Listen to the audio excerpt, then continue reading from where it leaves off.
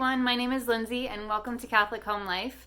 Today I'm going to participate in a collaboration that was started by Lisa from Catholic Marathon Mom, and this collaboration is 5 questions about your homeschool. And there's going to be a playlist that has a bunch of other participants in it, and I will have that playlist linked down below and maybe a link to the other channels that are participating. If you're new around here, I wanted to welcome you to my channel. I don't post very often because I had twins last year and it's been a crazy year. So I think it's been like 3 months since I posted my last video.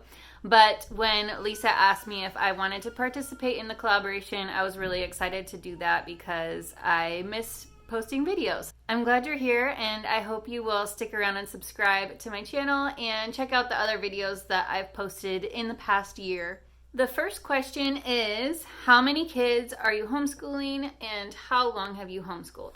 So I have 6 kids. My oldest is 10 and he is in 5th grade, and then I have an 8-year-old, he's in 2nd grade, and my 6-year-old daughter, she's in kindergarten. And then I have a 3-year-old son and I have twins, and the twins are almost 1. They'll be 1 at the end of February. We made it a year! The second question is, what was the defining moment when you knew you were going to homeschool? So it wasn't one moment for me, it was lots of little moments. But I will say that I taught junior high at a Catholic school nearby. It was an amazing experience and I'm very glad that I did it. And the school is really an amazing school. But when I was there, it was just really apparent to me the strength of peer pressure. And when I became a parent and I thought about sending my kids to a school, I just wanted to avoid that. I wanted to avoid the social influences that my kids might receive by sending them to a school, even a Catholic school. I feel like you can't completely get away from that. And that being said, they're still influenced by things that aren't amazing. You can't totally remove yourself from the culture, and I don't think we're meant to remove ourselves from the culture, but I just felt like them being at home was the best way that I could filter out things and protect them, and that's my job as a parent.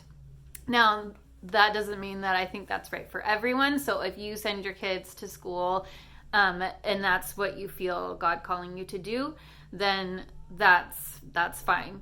This is just what has worked best for our family and how I feel God has wanted us to educate our children. The other thing was that when my son was born, my first son, I was supposed to go back and finish this education program that I was in. And I just had one thing left to do. I had this practicum to do. And when it came time to do that, I just couldn't. I didn't want to miss any moments. He was 6 months old. I didn't want to miss anything. I didn't want to miss him learning how to crawl, learning how to walk, like all those milestones. I wanted to be there, and it just felt right for me to be at home. So my husband and I talked about it, and we realized, like, let's just not finish that program because I would be at home with the kids anyway. That was the goal. So yeah, I just love being with my children. And even now, like, that was when he was a baby, but even now that he's 10, I still love the milestones that he's experiencing now, and I love participating in those, and just watching him grow is really amazing. And if he was gone all day at school, I would miss that a lot. And yeah, that's just another reason that we choose to homeschool. There's lots and lots of reasons, but those are just 2 of the main ones. The third question is, do you create your own curriculum, use a faith-based curriculum, or a secular curriculum? And what we have been doing the last 2 years is that we are part of this co-op, and it's called Catholic Schoolhouse. And we go to the co-op every Thursday. And during the week, on Monday, Tuesday, and Wednesday, we are doing the memory work for this co-op. So it's a classical education model. And this is the basic curriculum. It's little, but each week has a page. So like this is week 5, and it goes over religion, music, art, math, science, classical roots, language arts, history, geography, and timeline. And every week there's memory work that the children memorize, and then it's reinforced when we go to the co-op on Thursdays. This is basically the spine of our curriculum, and then I use a lot of other things to supplement. So for math, all of my kids use Matthew C, and we really like that program. I also use All About Reading for our reading program. And then this year for history, we've been using Story of Civilization, and I've been doing that on an audiobook, which is awesome because we can just listen to it at lunchtime together. And there's just a lot. There's a lot of resources that I pull from. So I definitely don't use a canned curriculum. I flutter around the internet and I find what I like and what works for our family. And if something doesn't work, then I research it and find something that does work. The fourth question is, what has been your greatest challenge homeschooling, and how are you facing it, or have you overcome it? And let me tell you, right now I am living my challenge by having these twins and then our 3-year-old.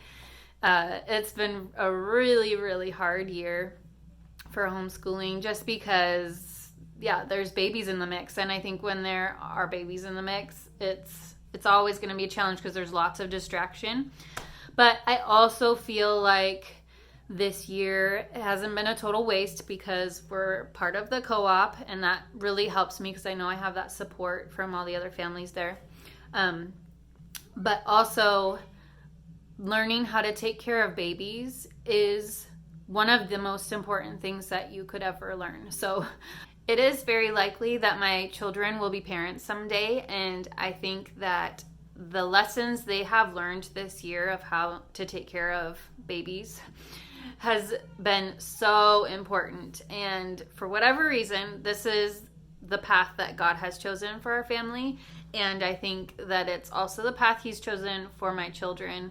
And there's a reason for that. So this year, I'm kind of really leaning heavily on the Lord and trusting that we are doing the basics, we're getting our schoolwork done. But at the end of the day, the best lessons that they're learning from this year are happening within our family life, and God is providing those lessons for us.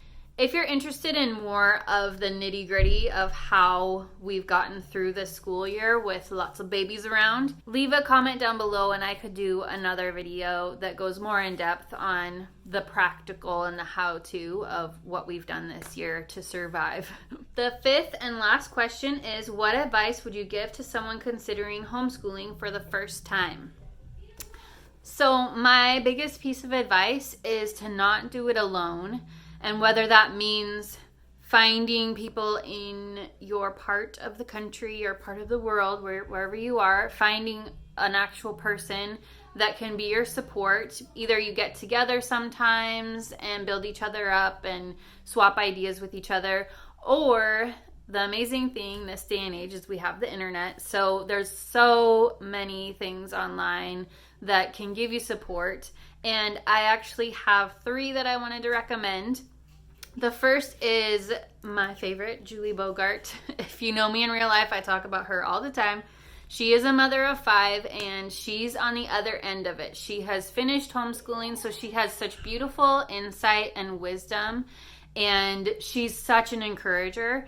So she has a YouTube channel called Brave Writer, and that is like her company. She has a writing program called Brave Writer, but she's just such a great coach, kind of. And she actually has a coaching website called the Homeschool Alliance, and I'll have that linked down below. I'll have all her stuff linked down below. She's been such an encouragement to me over probably the last 4 years. I think that's when I found out about her. And she has these books. I have 2 of them. There's 3. One is this is the fall edition, the winter edition, and I don't have the spring edition yet.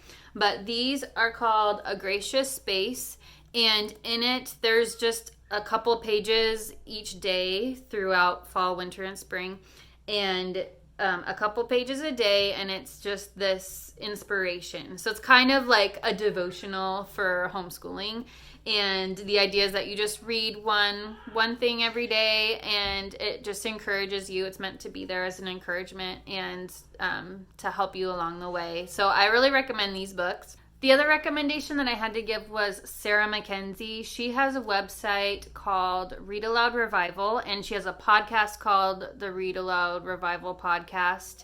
And she's actually the person that I first found online that was a treasure trove of information on how to homeschool. And basically, when I was starting out, she had these blog posts where she talked about the curriculum that she was using for that year. And I pretty much just went and did whatever she was doing because I really trusted her opinion. And she's also Catholic, so she had all the Catholic stuff there too.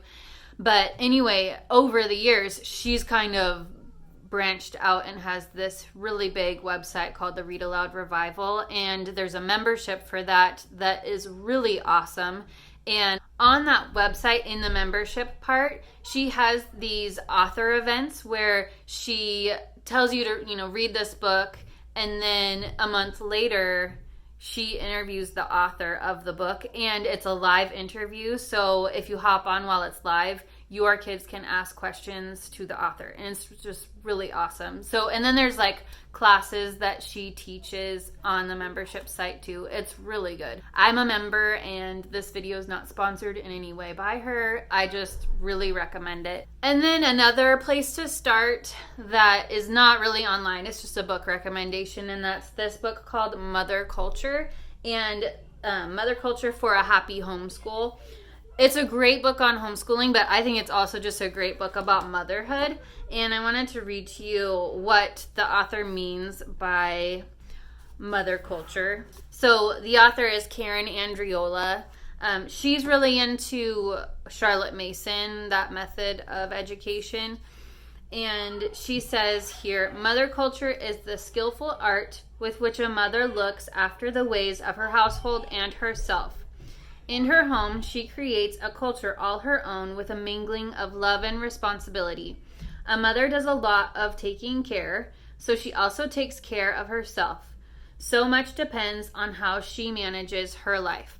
So that's something that's really important, is managing your life and managing your home, because when you homeschool, everything happens in your home and it gets kind of crazy. So like one thing for us is we take Fridays off every week, so that gives us a 3-day weekend, but Fridays are our day to do everything. So we do our cleaning, all the kids clean their bedrooms, I do cleaning projects around the house, and if there's doctor appointments or dentist appointments, we shove that all on Friday so that Friday is the day. That way, during the week, I can really focus on schooling and make that the biggest priority, and just trust that if we didn't get to the home stuff, it can happen on Friday. We try to do things, we clean as we go too, but the deeper cleaning and things like that can happen on Friday. And that has really helped with the home management.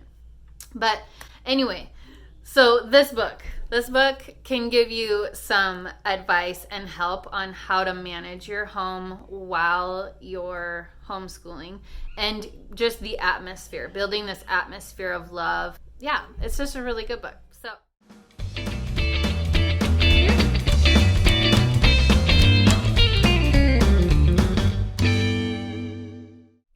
that's all I have for today. So thank you for watching, and I hope you'll go and check out all the other channels that are participating in the collaboration. And I hope you have a wonderful day. God bless you. Bye.